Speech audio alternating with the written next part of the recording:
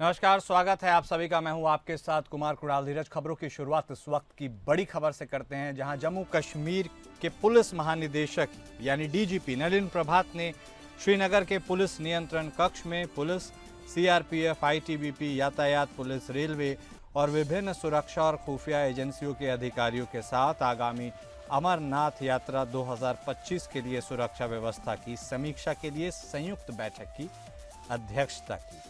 इस बैठक में जोनल आईजी, एसपी और केंद्रीय बलों के अधिकारियों ने अमरनाथ यात्रा के संचालन के लिए सुरक्षा व्यवस्था के बारे में जानकारी दी। पिछले महीने पहलगाम में हुए आतंकी हमले के बाद सुरक्षा बल इस यात्रा के शांतिपूर्ण संचालन को सुनिश्चित करने के लिए प्रयास कर रहे हैं। जम्मू कश्मीर पुलिस ने 1996 बैच के आईपीएस अधिकारी सैयद जावेद मुस्तफ़ा गिलानी को विशेष डीजीपी नियुक्त किया है, जो यात्रा के दौरान संयुक्त बलों के तालमेल का नेतृत्व करेंगे। अमरनाथ यात्रा हर साल 2 मार्गों गांदरबल के बालताल और छोटे मार्ग और दक्षिण कश्मीर के अनंतनाग जिले के पहलगाम से शुरू होती है। इस साल अभी तक 4 लाख से ज़्यादा लोग यात्रा के लिए अपना पंजीकरण करा चुके हैं, जिनमें से 97% पंजीकरण पहलगाम हमले से पहले ही हो चुके थे।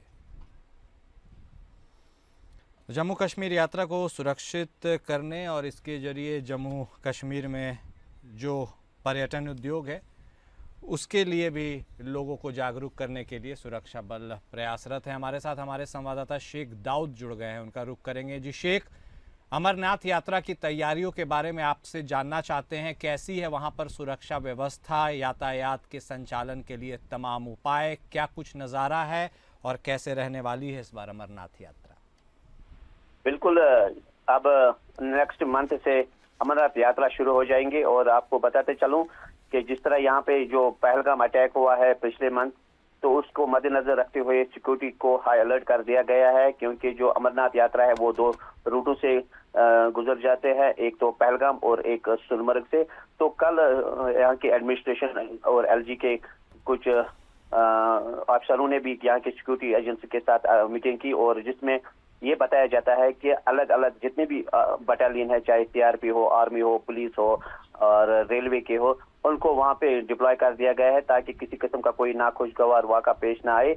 और इसी चीज को देखते हुए जो रजिस्ट्रेशन है वो कंप्लीट हो गए हैं। अब 1 जून से जो अमरनाथ यात्रा है वो शुरू हो जाएंगे, और एडमिनिस्ट्रेशन ने भी अलग अलग मीटिंगें वहां पे की है, और जहां तक उन्होंने रोड मैप का जो प्लान बनाया है देख लिया उन्होंने कि कहां से गाड़ी आएंगे, कहां से जाएंगे, ताकि किसी किस्म का कोई वाक़ा पेश नहीं आया। जिस तरह उनको इनपुट मिल रहा है कि साउथ कश्मीर में या पहलगाम के अटैक के बाद वहां पे जो मिलिटेंसी है वो थोड़ा बढ़ गई है, तो कहीं ना कहीं उस हवाले से ये जो कल आईजी जो सिक्योरिटी है उन्होंने अपनी जो एहलकार है उनके साथ मीटिंग की है। जी ठीक है, बहुत शुक्रिया शेख आपका हमारे साथ जुड़ने के लिए और विस्तार से बातचीत करने के लिए।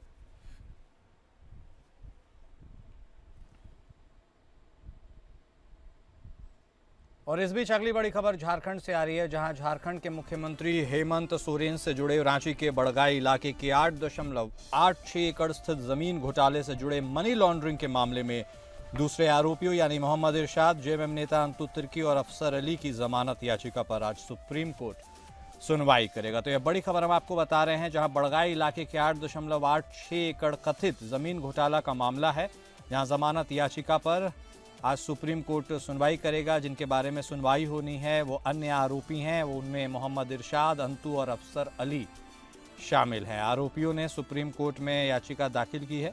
झारखंड हाईकोर्ट से जमानत याचिका खारिज हो जाने के बाद इन आरोपियों ने सुप्रीम कोर्ट में याचिका दाखिल की है।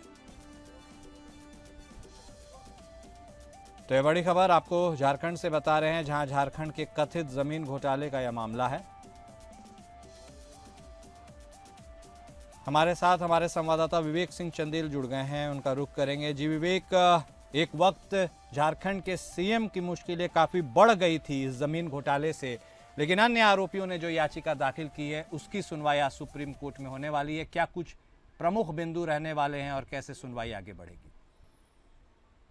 अगर देखा जाए तो इस मामले में जो आरोपी थे हेमंत सोरेन, इनको पिछले साल जून में ही झारखंड हाई कोर्ट से जमानत मिल गई थी। लेकिन जो ये मामला है, इस मामले में जो मोहम्मद इरशाद जो हजारीबाग में डीड रीडर था, उसके समेत अनंत तुर्की और अफसर अली, इन तीनों ने अपनी इस मामले में जमानत की अर्जी डाली है, जिस पर सुप्रीम कोर्ट आज सुनवाई करेगा। क्योंकि हेमंत सोरेन समेत इसमें 1 दर्जन से अधिक लोग आरोपी बनाए गए थे और इस मामले की जो तफसील से बात की जाए तो जब इनको जमानत मिल गई थी तो इनके पास एक मजबूत आधार था इन तीनों आरोपियों के पास जमानत मिलने का। हालांकि हाई कोर्ट ने इनको जमानत नहीं दी, जिसके खिलाफ ये सुप्रीम कोर्ट आए हैं। अब यहाँ सवाल इस बात का है कि जब ईडी ने इस मामले में एक मामले की जांच शुरू की थी, तकरीबन वो 4.5 एकड़ जमीन का घोटाला था, उसकी जांच के दौरान इस जो 8.8 एकड़ का जो ये घोटाला है, इस भूमि हड़प करने का जो घोटाला हुआ था, इसमें उनकी जांच पता चली थी, जिसमें हेमंत सोरेन जैसे और लोग भी शामिल थे। इसमें 12 और लोगों को आरोपी बनाया गया था। तो चूंकि इस मामले में एक जो हेमंत सोरेन जो झारखंड के मुख्यमंत्री थे, उनको जमानत मिल चुकी है, तो उम्मीद ये जताई जा रही है कि आज जब सुनवाई होगी तो इसमें उनको यहाँ से राहत मिल सकती है। लेकिन इस बात को भी ध्यान रखना होगा कि आखिर हेमंत सोरेन को जमानत जब हाई कोर्ट से मिल जाती है तो हाई कोर्ट इनको जमानत क्यों नहीं दे रही है। अब उसमें जो चार्जशीट दाखिल की गई है, उस चार्जशीट में जो मुख्य चीजें सामने आई हैं, जिसके आधार पर हो सकता है कि झारखंड हाई कोर्ट ने इनको जमानत नहीं दी हो, लेकिन अब सुप्रीम कोर्ट में जब इनके वकीलों की तरफ से दलील रखी जाएगी तो जरूर ये देखना होगा कि जब ईडी को नोटिस जारी करता है तो ईडी इनकी जमानत का विरोध किस आधार पर करता है। ठीक है, बहुत धन्यवाद विवेक आपका हमारे साथ जुड़ने के लिए, विस्तार से बातचीत करने के लिए।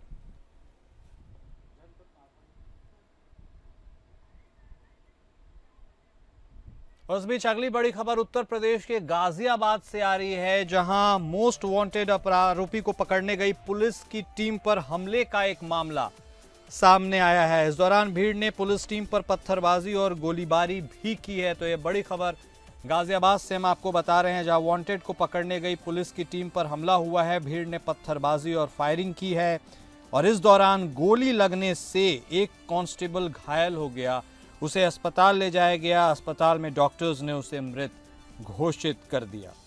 जानकारी के अनुसार मसूरी थाने के नाहल गांव में वांछित कादिर को पकड़ने गई नोएडा और मसूरी पुलिस की टीम पर ग्रामीणों ने पथराव कर दिया, फायरिंग भी की। गौतम बुद्ध नगर के थाना फेज 3 में तैनात एक सिपाही सौरभ देशवाल को गोली लग गई। पुलिस टीम उसे यशोदा अस्पताल लेकर पहुंची। यहां सिपाही को डॉक्टर्स ने मृत घोषित कर दिया है। तो गाजियाबाद से यह बड़ी खबर हम आपको बता रहे हैं, जहां वांटेड आरोपी को पकड़ने गई पुलिस की टीम पर हमले का एक मामला सामने आया है। इस हमले के दौरान भीड़ ने पुलिस टीम पर पत्थरबाजी की, गोलीबारी की भी घटना हुई है और इस गोलीबारी में गोली लगने से एक कांस्टेबल घायल हो गया। घायल अवस्था में उसे अस्पताल ले जाया गया, लेकिन डॉक्टर्स उसे बचा नहीं पाए हैं।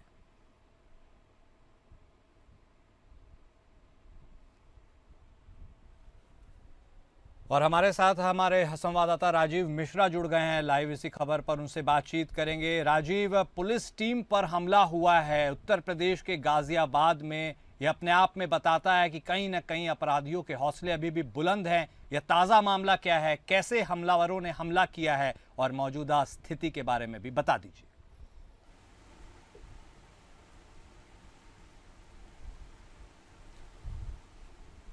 राजीव, सुन पा रहे हैं आप हमें? चलिए फिर से जुड़ने की कोशिश करेंगे हम अपने संवाददाता से, लेकिन यह बड़ी खबर लगातार उस पर हम बने हुए हैं गाजियाबाद से, जहां उत्तर प्रदेश के गाजियाबाद में वांटेड आरोपी को पकड़ने गई पुलिस की टीम पर हमले का मामला सामने आया है। हमले के दौरान भीड़ ने पुलिस टीम पर पत्थरबाजी की, गोलीबारी भी की गई। गोली लगने से एक कांस्टेबल घायल हो गया। राजीव, सुन पा रहे हैं आप हमें?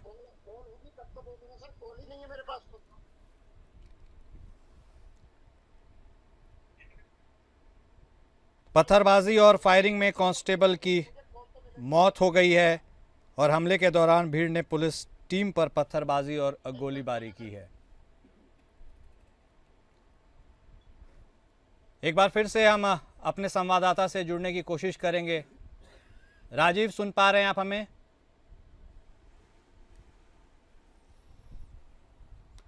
लगातार इस बड़ी खबर पर हम बने हुए हैं आपके साथ, जहां गाजियाबाद से एक बड़ी खबर सामने आई है। वांटेड को पकड़ने गई पुलिस टीम पर हमला हुआ है और भीड़ ने पत्थरबाजी भी की है, फायरिंग भी की है और इसकी जद में आकर एक कांस्टेबल की जान चली गई है।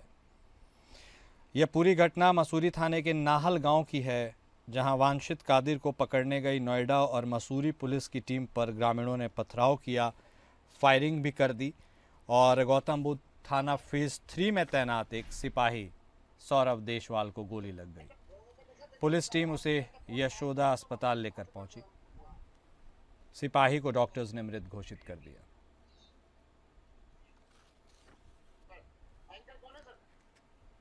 हमारे साथ हमारे संवाददाता राजीव मिश्रा लगातार बने हुए, एक बार फिर से उनसे बात करने की कोशिश करते हैं। जी राजीव, पुलिस टीम के ऊपर हमला किया गया है हमलावरों की तरफ से, कहीं ना कहीं बताता है कि अभी भी कुछ हद तक अपराधियों के हौसले बुलंद है। ताजा मामला क्या है और मौजूदा स्थिति क्या है? देखिए, मैं आपको बता दूं, ये बिल्कुल आपने सही कहा है कि अपराधियों को हौसले बुलंद है, इसमें कोई शक वाली बात नहीं है, क्योंकि ये ताजा जो मामला है बीती रात का है। बीती रात नोएडा फेज 2 की जो पुलिस की टीम थी गाजियाबाद आई हुई थी। गाजियाबाद के थाना मसूरी के नाहल गांव में एक अपराधी को वो पकड़ने आई थी। रात को 12 बजे का मामला है। जब पुलिस उस अपराधी को पकड़ के लेके चलती है, उसी समय गांव के जो उसके साथी थे उन्होंने पुलिस के ऊपर न सिर्फ पथराव शुरू कर दिया बल्कि गोलीबारी भी शुरू कर दी और जो गोली लगने से एक सिपाही सौरभ की और घटना स्थल पर ही मृत्यु हो जाती है। उसे लेके आया जाता है, यशोदा में भर्ती कराया जाता है, लेकिन तब तक बहुत देर हो चुकी होती है। वांटेड आरोपी अभी भी गिरफ्त में है? देखिए, मैं आपको बता दूं कि जिस तरह से इस पूरी घटना को अंजाम दिया गया, वो कहीं ना कहीं ये जरूर प्रतीत होता है कि अपराधियों के हौसले इतने बुलंद हैं कि वो पुलिस तक भी हमला करने पर चूकते नहीं है। और अच्छा, मैं आपको एक बात और बता दूं, डीसीपी सुरेंद्र त्रिपाठी ने अभी ये पुष्टि की है कि उस अपराधी को पकड़ लिया गया है। ठीक है, बहुत धन्यवाद राजीव आपका हमारे साथ जुड़ने के लिए और जानकारी देने के लिए। वक्त की एक और बड़ी खबर आपको बता दें, महाराष्ट्र के मुंबई से जो आ रही है, जहां लगातार कोविड मरीजों की संख्या बढ़ती हुई चली जा रही है। महानगर में मई महीने में कोविड के मामलों में वृद्धि हुई है। स्वास्थ्य विभाग के आंकड़ों के अनुसार मुंबई में औसतन रोजाना 9 लोगों में कोविड की पुष्टि हो रही है। मुंबई सहित देश भर में बढ़ते कोविड मामलों को लेकर इंडियन मेडिकल काउंसिल ने कहा है कि कोविड से घबराएं नहीं बल्कि सावधानी बरतें। आईएमए कोविड टास्क फोर्स के सह अध्यक्ष डॉक्टर राजीव विजया देवन ने नवभारत से बातचीत में बताया कि कोविड फिर से लौट रहा है, लेकिन इसका प्रभाव वैसा नहीं है जैसा 2020 या 2021 में था।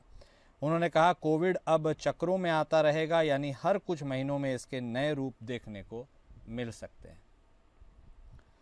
तो ये बड़ी खबर आपको बता रहे हैं महाराष्ट्र के मुंबई से, जहां मुंबई में मई महीने में रोज़ कोविड के औसतन 9 मरीज मिल रहे हैं और आईएमए ने कोरोना के बढ़ते मामलों को लेकर लोगों से एहतियात बरतने की अपील की है। सरबजीत सोनी हमारे संवाददाता फोन लाइन पर जुड़ गए हैं, उससे बातचीत करेंगे। सरबजीत, एक बार फिर से कोरोना ने क्या दस्तक दे दी है? क्या कहता है आईएमए और महाराष्ट्र की मौजूदा ताज़ा स्थिति क्या है? जिस तरह से महाराष्ट्र में कोरोना फिर से दस्तक देने का शुरुआत कर दिया है, जिसको लेकर महाराष्ट्र के स्वास्थ्य विभाग पूरी तरह से अलर्ट मोड पर है। जिस 43 आज नए मामले जो सामने आए हैं, जिसको लेकर बीएमसी के जो कमिश्नर है, अब हेल्थ डिपार्टमेंट है, पूरी तरह से इस पर बैठक की गई है।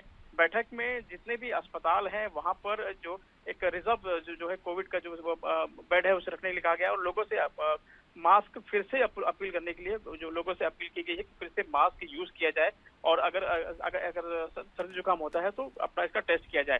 तो कोरोना के जो बढ़ते आंकड़े हैं कहीं ना कहीं महाराष्ट्र में फिर से संकट जैसा करने को अपना संकेत दे रहे हैं। बहुत शुक्रिया सरबजीत आपका हमारे साथ जुड़ने के लिए, बातचीत करने के लिए।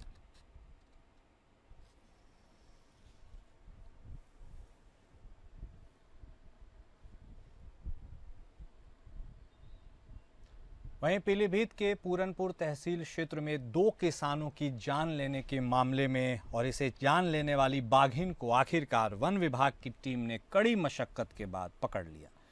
बाघिन के सफलतापूर्वक रेस्क्यू होने के बाद ग्रामीणों और वन विभाग की टीम ने राहत की सांस ली। सूत्रों के अनुसार पिछले कुछ दिनों से बाघिन इलाके में सक्रिय थी। उसने 2 किसानों पर हमला कर उनकी जान ले ली थी। इस घटना के बाद से इलाके में दहशत का माहौल था। वन विभाग ने तुरंत कार्रवाई करते हुए बाघिन को पकड़ने के लिए विशेष टीम गठित की। लगातार निगरानी, कैमरा ट्रैप और पिंजरे की मदद से आखिरकार बाघिन को सुरक्षित तरीके से पकड़ लिया गया। पूरनपुर तहसील के सहरामऊ उत्तरी क्षेत्र में 2 किसानों की जान बाघ नहीं बल्कि बाघिन ने ली थी। 5वें दिन रेस्क्यू टीम ने ट्रैंकुलाइज करके बाघिन को पकड़ लिया। अब आगे की कार्रवाई की जा रही है। फिलहाल ग्रामीणों और वन कर्मियों ने राहत महसूस की है।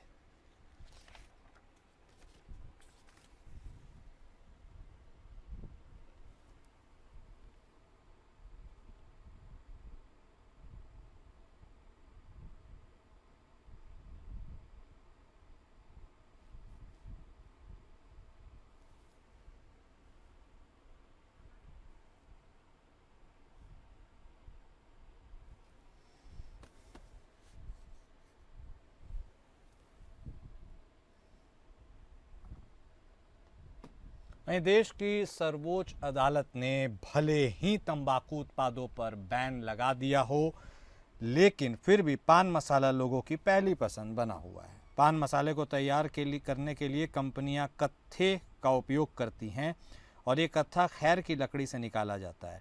फिलहाल रामपुर के वन विभाग ने कामयाबी हासिल करते हुए 140 क्विंटल खैर की लकड़ी सहित एक वाहन को पकड़ा है। इसकी कीमत 12 लाख से अधिक आकी जा रही है। उत्तर प्रदेश के रामपुर के कई एकड़ में फैला पीपली वन मौजूद है, जहां पर खैर के पेड़ भी होते हैं। इन पेड़ों के कटान को लेकर वन माफिया सक्रिय रहते हैं।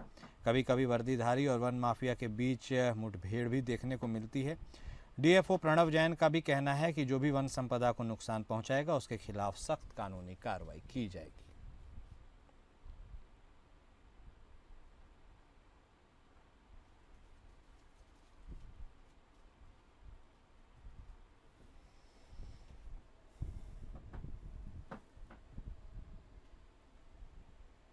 एसडीएम करहल अंजलि सिंह ने 5 महिलाओं को जेल भेजने के आदेश देने का आरोप लगाया है। इन 5 महिलाओं ने लगाया है। महिलाओं का कहना है कि ये महिलाएं रास्ते के विवाद को लेकर एसडीएम ऑफिस पहुंची थी और एसडीएम ने उनको धमकाया और जेल भेजने के लिए बोला, जिससे उनको काफ़ी परेशानी हुई। पुलिस से कहा कि इन 5 महिलाओं को जेल भेज दो। महिलाओं को कोर्ट से एसडीएम ऑफिस लाया गया, जहां उनका चालान भी किया गया। महिलाओं को ऑफिस में बैठा लिया गया। एसडीएम के आने के बाद ही उनको बेल मिल पाएगी, ऐसा कहा गया। ये मामला मैनपुरी के तहसील करहल का है। पीड़ित महिला रामदेवी ने बताया कि करहल के कृष्ण कॉलोनी में वे लोग रहते हैं। उनकी कॉलोनी के पीछे एक गली है जो इलाहाबाद बैंक को कॉलोनी से जोड़ती है। 10 साल से उस गली में लोग रह रहे हैं। कुछ समय पहले कुछ लोगों ने मकान बनवा लिए, पूरा रास्ता बंद नहीं हुआ, लेकिन अब यहाँ प्लॉट खरीद कर घर बनवाया जा रहा है, जिससे पूरा रास्ता बंद हो गया है। लोगों ने इसका विरोध किया, किसी की नहीं सुनी गई। उल्टा बाउंड्री वॉल बनाकर रास्ता बंद कर दिया गया है।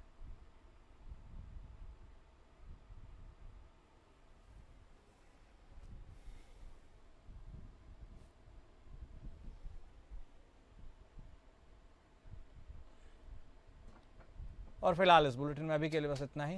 नमस्कार।